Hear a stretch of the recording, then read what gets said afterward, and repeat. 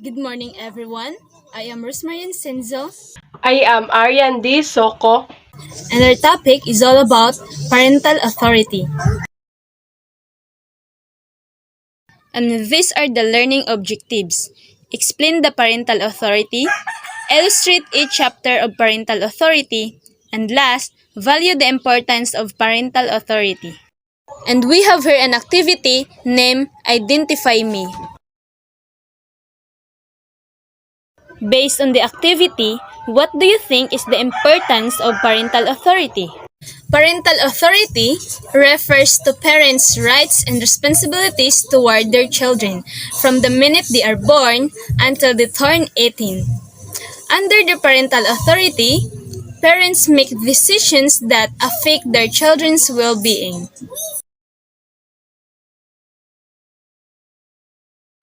In Article 209, parents are required to fulfill this duty, and the child or the children have a right to it, such as to protect and secure child's education, development, security, health, and morality. In Article 210, the upbringing of the children is a sacred duty entrusted to parents. Therefore, it cannot be simply renounced or transferred except in the cases authorized by law. The right attached to parental authority being purely personal, the law allows a waiver of parental authority only in the cases of adoption, guardianship, and surrenders to children's home or an orphan institute.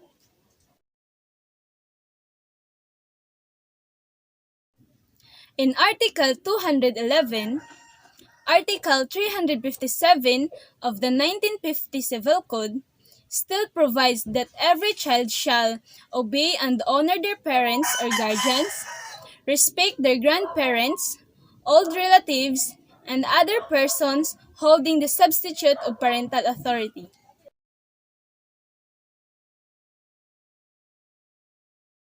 In Article 212, in case of remarriage, if clearly shown that surviving parent cannot undertake the necessary devotion, care, loyalty, and concern toward children, the court may appoint another person to be the guardian of the children or the property of the child.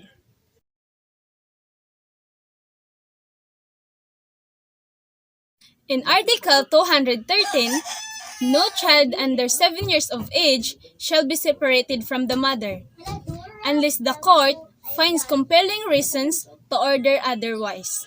Parental authority shall be given to any of the parents who may be designated by the court in case the parents have separated from each other.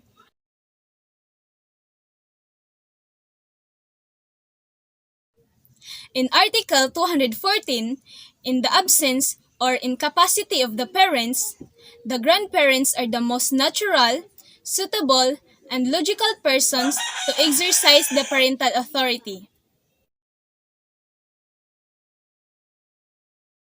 In Article 215, the reason for the filial privilege is to foster family unity and tranquility, while the exception to this rule is when the testimony is indispensable in crime against the descendants or by one parent against the other. Sanctity and tranquility of the family as well as the marriage has already been destroyed. Thus, the very reason for the filial privilege has already been ravaged.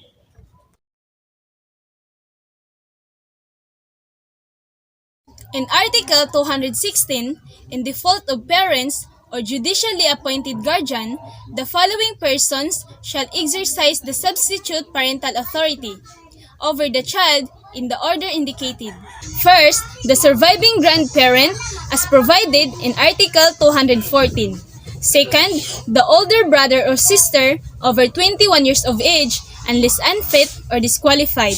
And third, the actual custodian over 21 years of age unless unfit or disqualified.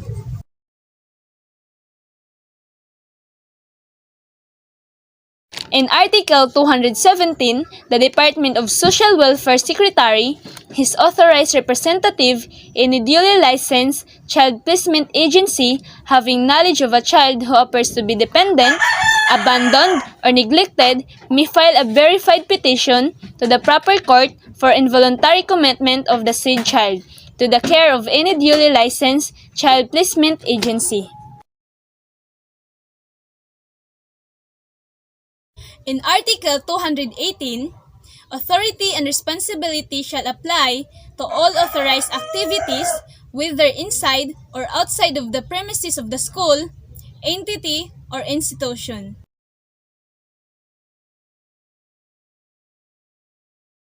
In Article 219, the respective liabilities of those referred to in the preceding paragraph shall not apply if it is proved that they exercised the proper diligence required under the particular circumstances.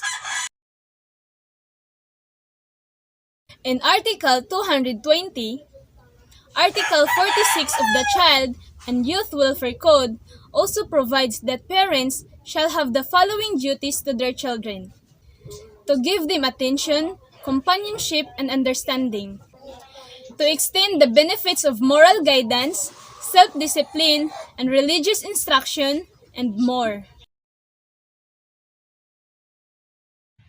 In Article 221, it talks about the liability of the father or a mother. It must be emphasized that the liability of the father or a mother attaches when such minor is living with the company of her parents. For example, the minor child is staying in Manila while his parents are in the province, and the child commits an act or omission causing damage to others, means the parents are not liable. Minority alone of the child does not make the parents liable from his acts. Such minority must couple with the fact that the minor child is living in the company of the mother or a father. In Article 222, in case of absence or death of either parent, the parent present shall must continue exercising parental authority. Only in the case of the parent's death, absence or unsuitability may substitute parental authority and the exercise by the surviving grandparent. In Article 223, the child shall be entitled to the assistance of the counsel, either of his choice or appointed by the court, and a summary hearing shall be conducted wherein the petitioner and the child shall be heard. In Article 224, the parent exercising the parental authority shall not interfere with the care of the child whenever committed, but must provide for his support. Upon proper petition or at its own instance, the court must terminate the commitment of the child whenever just and proper. In Article 225, where the market value of the property or the annual income of the child exceeds 50,000, the parent concerned shall be required to furnish a bond in such amount where the court may determine, but not less than 10% of the value of the property or the annual income, to guarantee the performance of the obligations prescribed for the general guardians. In Article 226, the right of the parents over the fruits and annual income of the child's property shall be limited primarily to the child support and secondarily to the collective daily needs of the family. In Article 227, the child shall be given a reasonable monthly allowance in an amount not less than that which the owner would have paid if the administrator were a stranger, unless the owner and grant the inter proceed to the child.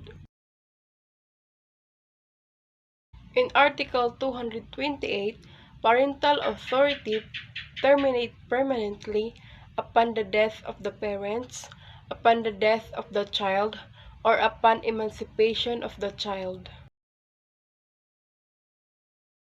In Article 229, unless subsequently revived by a final judgment, parental authority also terminates upon adoption of a child, upon appointment of general guardian, upon judicial declaration of abandonment of a child in case filed for the purpose, upon final judgment of competent court divesting the party concerned parental authority, or upon judicial declaration of absence or incapacity of the person exercising the parental authority.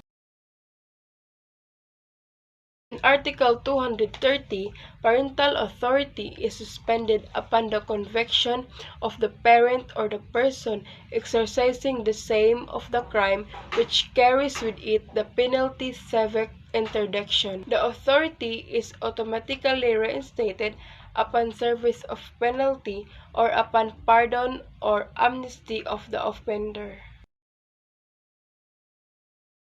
Article 231, the court in an action filed for the purpose in a related case may also suspended parental authority if the parent or a person exercising the same threats the child with excessive hardness or cruelty, gives the child corrupting orders or counsel or examples, compels the child to beg, or subject the child or allows him to be subjected to the acts of lasciviousness.